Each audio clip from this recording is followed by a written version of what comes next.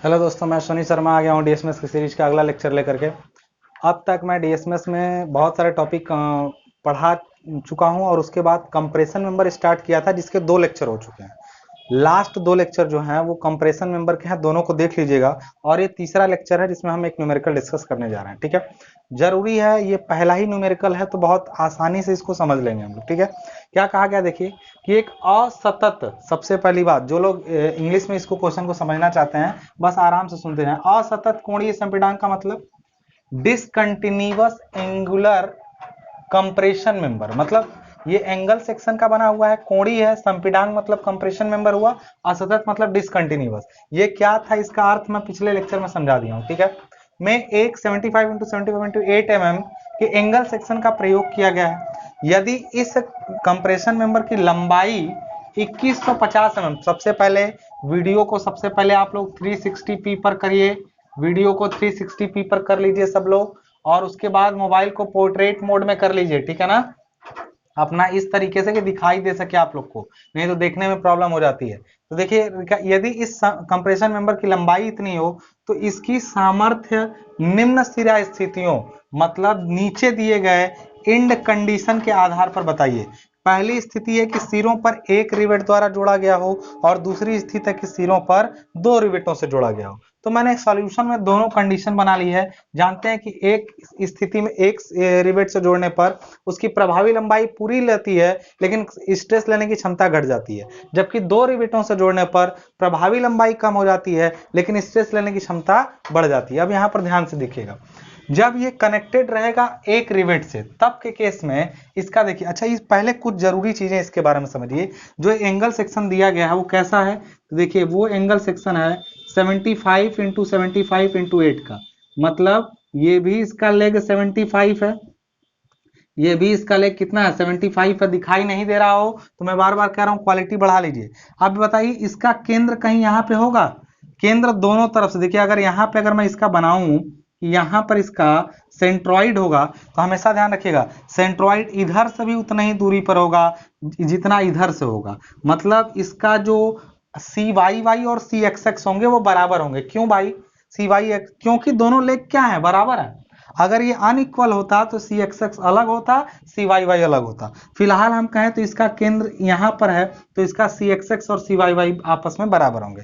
यहाँ पर एक चीज का विशेष ध्यान रखिए कि इसका जो एक यहाँ से कोई सेक्शन होगा जिसके अबाउट इसकी रोटेशन बहुत हाई होती है उसको यू यू, और दूसरा जो होता है उसको वी वी बोलते हैं। मैं ज्यादा नहीं समझाऊंगा यार, इसमें आप लोग को परेशानी होगी। बस इतना जान लीजिए कि इस जो एंगल सेक्शन दिया गया है ना 75 × 75 × 8, इसको टेबल में पीछे जाके खोलना पड़ेगा। जो आपका किताब है ना, किताब के पीछे टेबल दिया गया है, उसमें जाइएगा, इस एंगल को ढूंढिएगा का इसमें पहले चैप्टर में टेबल में कई तो उसमें एंगल वाला खोलिएगा, एंगल में इक्वल होगा अनइक्वल होगा, तो इक्वल एंगल में जाइएगा, उसमें देखिएगा तो इसका एक आर वी भी होगा।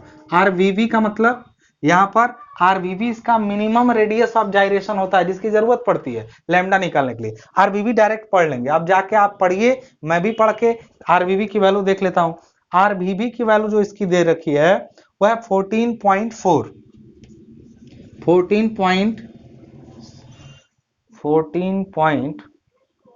mm है, ठीक है ना, 14.5 mm है। ठीक है, ये इसके आरवीवी की वैल्यू है जो कि बहुत इंपॉर्टेंट है, जानते हैं आप, लैम्डा में इसकी जरूरत पड़ेगी आरवीवी। दूसरा इसका पूरे का एरिया जो दिया है ना, इसका cross sectional area A gross जो इसका दिया हुआ है वो टेबल में ही आपको मिल जाएगा, कुछ निकालना नहीं है आपको। वो दिया है 1138 स्क्वायर mm। इस चीज का ध्यान रखिएगा कि ग्रॉस एरिया इसका 1138 स्क्वायर mm है, और जबकि इसका आरवीवी 14.5 mm है। अब एक्चुअल लेंथ इसका यहाँ पर दिया हुआ है, एक्चुअल लेंथ 2150 है, तो मैं एल भी लिख ले रहा हूं यहीं पर 2150 mm। ठीक है, ये चीजें तो आपको पहले से जाननी पड़ेगी कि इसका आरवीवी मिनिमम रेडियस ऑफ डायरेक्शन कितना है, ए ग्रॉस कितना है, क्योंकि ए ग्रॉस में ही सिग्मा एसी से गुणा कर देंगे, स्ट्रेंथ आ जाएगी, और एल आपको पता चल गया। बताइए कनेक्टेड जब एक रिवेट से रहेगा तो पूरी दोनों सिरे पे एक रिवेट, पूरी लंबाई मुड़ेगी ना, यानी यहाँ पर एल इफेक्टिव जो होगा, एल इफेक्टिव वो एल के बराबर होगा, यानी 2150 mm होगा पूरा का पूरा। ठीक है, आर आप जान गए, तो बताइए इस केस में लैम्डा कितना होगा, लैम्डा, तो लैम्डा कहेंगे 2150 डिवाइडेड बाई आर वी मतलब आर मिनिमम 14.5 है ना, 14.5 यहाँ पर रख दीजिए, कितना आ जाएगा 14.5 रखने पर, 14.5 रखने पर आपको कैलकुलेटर की जरूरत पड़ेगी, यहाँ पे आ जाएगा 2154 divided by 14.5 that equals to 148.27, इसका वैल्यू आ जाएगा 148.27 इसकी वैल्यू आ जाएगी, ठीक है ना। इसका लैम्डा इतना आ गया। दूसरे केस में बात करते हैं, इसका एल इफेक्टिव कितना होगा बताएंगे आप लोग,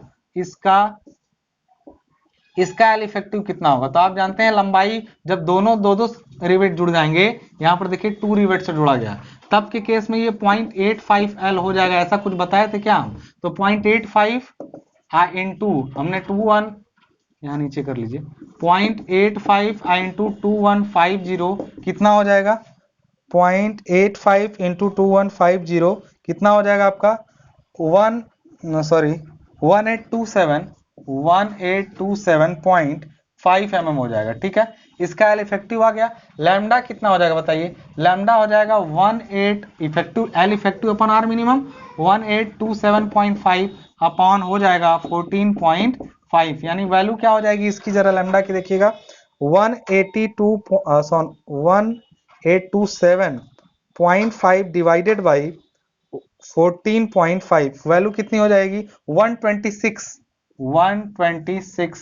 इसके लैम्डा की वैल्यू। इसका लैम्डा देख रहे हैं और इसका लैम्डा, तो लैम्डा जिसका ज्यादा होता है ना वो कमजोर होता है, उसकी स्ट्रेंथ लेने की शक्ति कम होती है। कैसे पता चलेगी, अब लैम्डा निकालने का आपके पास दो तरीका है बंधु, यही जान लीजिए। पहला केस है, देखिए लैम्डा से लैम्डा दोनों का निकल गया, दोनों का स्ट्रेंथ आएगा बारी बारी से, क्योंकि दोनों का ही तरीके से स्ट्रेंथ, दो न्यूमेरिकल हुए एक तरह से, ये अकेले एक न्यूमेरिकल में दो स्थितियों से दो न्यूमेरिकल हो गए, दोनों केस में स्ट्रेंथ अलग अलग आएगी। लैम्डा निकलने के बाद याद करिए सिग्मा एसी की जरूरत है हमें, सिग्मा एसी कितना होता है बताइए। अच्छा इस केस में सिग्मा एसी पूरा लिया भी नहीं जाएगा, 0.8 सिग्मा एसी लिया जाएगा, पिछला लेक्चर देखिए, और इस केस में पूरा लिया जाएगा क्योंकि दोनों सिरों पर जुड़ा हुआ है। सिग्मा एसी यहाँ पर कितना होता है, तो आप जानते हैं ये होता है 0.6 FCC FY upon FCC to the power n plus FY to the power n whole to the power 1/n, यही होता है क्या बताइए। इससे निकाल सकते हैं आप, आएगा कैसे, FCC का वैल्यू कैसे, सब रख करके निकालिए कैलकुलेटर पर। पहला तरीका है, मैं दोनों तरीके से बता दूंगा।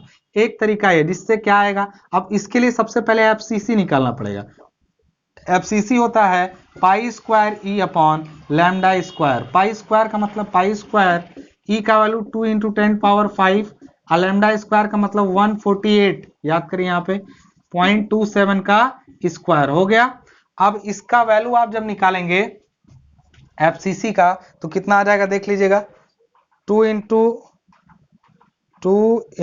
10 power 5 into pi square divided by 148.27 का स्क्वायर, वैल्यू आ जा रही है इसकी 89.78, FCC की वैल्यू जो आ रही है 89.78 आ रही है, ठीक है इसका वैल्यू।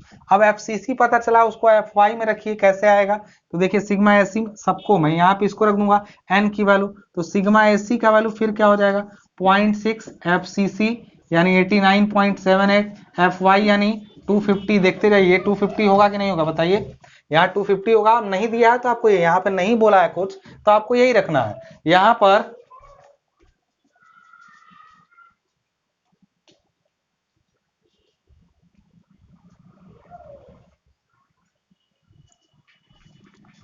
यहाँ पर 250 हो गया। अब डिवाइडेड बाय यहाँ पर क्या करेंगे हम लोग, तो यहाँ पर FCC to the power n, FCC का मतलब 89.78 और टू द पावर 1.4, याद है n की वैल्यू हमने बताई थी 1.4, प्लस यहाँ पर करेंगे जब आप FY का value 250 whole to the power 1.4 whole to the power 1/n था, यानी 1/1.4, इतना सब करके भी आप सिग्मा एसी की वैल्यू निकालेंगे तब भी कुछ ना कुछ आएगा, ये जान लीजिए। लेकिन इससे अच्छा क्या तरीका है बताइए?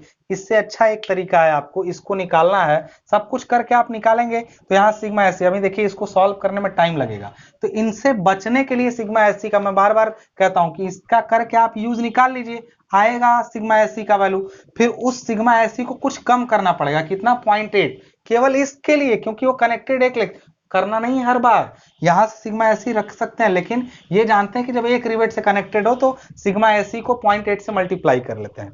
तो चुपचाप ये सब ना करके आप सीधे सीधे टेबल से, अब आप सिग्मा एसी की वैल्यू कहीं ना कहीं किस पर, लैम्डा पे डिपेंड की है, तो आपके पास एक टेबल होता है, बुक में चले जाइए, बुक में आप देखिए टेबल बना हुआ है, वहां पर आपको सिग्मा एसी और लैम्डा के बीच में सीधा आपको लिखा हुआ मिलेगा। तो वहां पर कैसे करेंगे हम लोग, तो देखिए जब आप टेबल पढ़ेंगे तो आपको लैम्डा की वैल्यू 148.27 नहीं मिलेगी, यानी 148.27 नहीं मिलेगी, मिलेगी पहले लैम्डा की वैल्यू, लैम्डा कितना हो 150 पर मिलेगा, तो उस समय आपको सिग्मा एसी की कुछ वैल्यू मिलेगी। और जब लैम्डा फिर 140 दिखेगा, दोनों किसके 140 और 150 के बीच है, लैम्डा हमेशा 10-10 के अंतर पर दिया जाता है, तो जब ये 140 और 150 के बीच में है तो सिग्मा एसी की वैल्यू दोनों कंडीशन में पहले ले लीजिए, कितना कितना है देख लीजिए, पढ़ लीजिए किताब में, आप किताब में देखिए इस चैप्टर में आपको मिल जाएगा ये चीज, ठीक है। तो 150 पर जो सिग्मा एसी है वो 45 है, और 140 पर वो 51 है, ठीक है। 150 पर ये 45 है और 140 पर वो 51 है सिग्मा एसी की वैल्यू। तो ये बताइए, तो इस पर कैसे पता चलेगा, बहुत आसान है।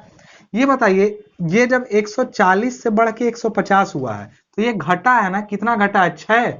मतलब अगर हम कहें कि ये जब 140 से बढ़ के, ये तो मालूम ही है कि सिग्मा एसी और ये दोनों इनवर्सली प्रोपोर्शनल है, एक बढ़ेगा तो दूसरा घटेगा, यानी जब इंक्रीमेंट हुआ है 10 का तो इसमें घटा हुआ है कितने का, 6 का। ये नहीं समझे आप, देखिए घटा लीजिए इसको, 6 का घटा हुआ है, यानी कि जब 1 का इंक्रीमेंट होगा तो ये 6/10 का घटाव होगा, डिवाइड कर लेंगे। इसलिए बताइए घटाव, ये माइनस क्यों हुआ है, क्योंकि घटाव हो रहा, उल्टा माइनस होगा। जैसे ये 140 पे 51 है तो 150 पे माइनस हो गया 6, इसलिए -6 का अंतर लेंगे। अब 1 का इंक्रीमेंट, अच्छा बताइए 140 से 1 का इंक्रीमेंट हुआ तो इतना ये घट जाएगा। बताइए 140 से कितना इंक्रीमेंट हुआ, यहाँ ध्यान दीजिएगा जरा, 140 से कितना हुआ, 150 हो गया है, 150 होता तब तो 45 हो जाता, लेकिन ये हुआ 148.27, यानी देखें कि 140 से कितना बढ़ा है, तो कहेंगे 8.27 बढ़ा है। 140 से कितना ऊपर गया बताइए, 140 से कितना ऊपर बढ़ा, 148 होने के लिए 8.27 ऊपर बढ़ा, तो 8.2, जब एक बढ़ रहा है तो इतना इसमें घटो कमी आ जा रही है, तो 8.27 पर कितना आएगा बताइए, ध्यान समझिएगा इन चीजों को, तो -6/10 इंटू 8.27, एक पर इतना इसलिए इतने पर इतना, इसको सॉल्व कर लीजिए, इतने का क्या होगा, कमी आएगा, 10 बढ़ने पे 6 की कमी आई, 1 बढ़ने पर 0.6 है, ये कुछ है नहीं, 0.6 है, 0.6 की कमी आई, इसलिए 8.27 बढ़ने पर इतने की कमी आएगी, होगा नहीं, कमी आएगी। तो आप इसको सॉल्व कर लीजिए, 8.27 इंटू 6 डिवाइडेड बाई 10, यानी 4.962 की इसमें कमी आ जाएगी। तो किससे कमी आएगी, 140 से ऊपर गया तो 51 में कमी आएगी, यानी सिग्मा एसी जो हो जाएगा वो कितना हो जाएगा, 51 माइनस 4.962, यानी कितना हो जाएगा, आ जाएगा 46.038, 46.038। समझे इस बात को कैसे हुआ है सिग्मा एसी का वैल्यू, बस कुछ नहीं। देखिए अच्छा ये बताइए, जब ये 140 से 150 हुआ है तो ये 51 से 45 हुआ है ना, तो जब 148 होगा तो 45 से कुछ नीचे और 51 से बीच में होगा ना, तो आया नहीं 46.038, यही सिग्मा एसी की वैल्यू होगी। कैसे निकाला गया एक बार वीडियो को रिवाइंड करके देख लीजिए, समझ में आ जाएगा। इसी तरह यहाँ वाला लैम्डा इतना है, तो बताइए लैम्डा की फिर वैल्यू हम लेते हैं, ये 120 और 130 के बीच में है, तो लैम्डा 120 पर कितना होगा, ये आप टेबल में जाके पढ़िए, 120 में क्या 130 पर पहले पढ़ लीजिए, 130 पर कितना होगा, तो सिग्मा एसी की वैल्यू 130 पर पढ़ लीजिए टेबल में जाकर के, 130 पर ये 57 है, 57 है, और लैम्डा जब हुआ है 120 टेबल में, तब सिग्मा एसी की वैल्यू जो हुई है 120 पर, वो आई है 64। तो आप बताइए हमारा यहाँ फिर वही कहानी, यहाँ पे ये 10 बढ़ा तो ये यहाँ से कितना घटा है, तो देखिए 64 यानी 7 का दिक्कत हुआ है, यानी हम लोग कह सकते हैं कि 10 के इंक्रीमेंट पर सिग्मा एसी का जो फॉल हो रहा है, सिग्मा एसी का जो फॉल हो रहा है वो कितने का हो रहा है, देखिए 7 का फॉल हो रहा है, यानी 1 के इंक्रीमेंट पर कितने का फॉल होगा, 7/10 यानी 0.7 का फॉल होगा। इसलिए बताइए 120 से कितना ऊपर गए हैं, देखिए लैम्डा की वैल्यू 126 है, यानी 6 ऊपर गए तो ये कितना नीचे आएगा, तो 0.7 इंटू 6 यानी 4.2 के बराबर नीचे आएगा। यानी सिग्मा एसी जो होगा वो कमी आई है कितने की, 4.2 की, किसमें से, जिसमें से देखिए 120 वाले पे 64 है, अब 10 बढ़ जाता तो 57 हो जाता, लेकिन बढ़ा 6 है तो इसलिए 64 माइनस 4.2 यानी कितना आ जाएगा आपका 59.8 न्यूटन पर स्क्वायर mm। ये किसकी वैल्यू आ गई, सिग्मा एसी की। अच्छा इस केस में तो बड़ा आसान हुआ, अब कुछ नहीं है, सिग्मा एसी आ गया है और आपको इसका एरिया ग्रॉस पता है, यानी आप लास्ट में फॉर्मूला लगाएंगे P इज इक्वल टू, इसमें भी फॉर्मूला लगाएंगे P इज इक्वल टू, तो इसमें स्ट्रेस को 0.8 टाइम्स लेना है, ये हमने बताया है पिछले लेक्चर में, ए ग्रॉस इंटू 0.8 सिग्मा एसी लिया जाएगा, इसमें ए ग्रॉस इंटू सिग्मा एसी लिया जाएगा। ए ग्रॉस 1138 दिया हुआ है, यहाँ पे देखिए निकाले थे हम लोग 1138, और एक एसी का वैल्यू आया 59.8, यहाँ पर कितना आया, ए ग्रॉस 1138 और ये 0.8 ऑलरेडी, और ये 46.038, सबको निकाल दीजिए, इससे स्ट्रेंथ अलग आ जाएगी, दिखा दे रहा हूं मैं आपको, इसका स्ट्रेंथ आ जाएगा 1138 इंटू 0.8 इंटू 46.038 आ रहा है, इसका स्ट्रेंथ आपका 41.912 इंटू 10³ न्यूटन, यानी 41 किलो न्यूटन आ रहा है इसका स्ट्रेंथ। अगर आपको नीचे दिखाई ना दे रहा हो तो ध्यान दीजिएगा,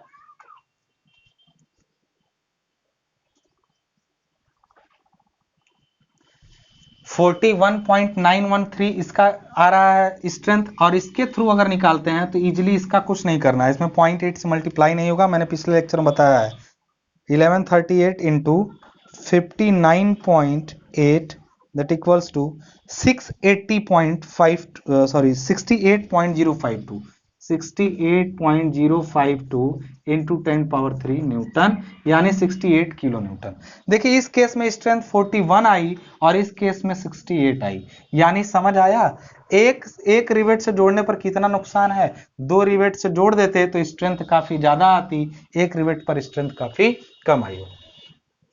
अगर आपको पूरा न्यूमेरिकल समझ में आ गया है तो अच्छी बात है, नहीं समझ में आया है वीडियो को एक बार रिवाइंड करके देख लीजिए, समझ में आ गया है, आ जाएगा। इसके बाद का जो हम लोग न्यूमेरिकल लगाएंगे वो थोड़ा इससे टफ न्यूमेरिकल होगा और अच्छा न्यूमेरिकल होगा एग्जाम पॉइंट ऑफ व्यू से।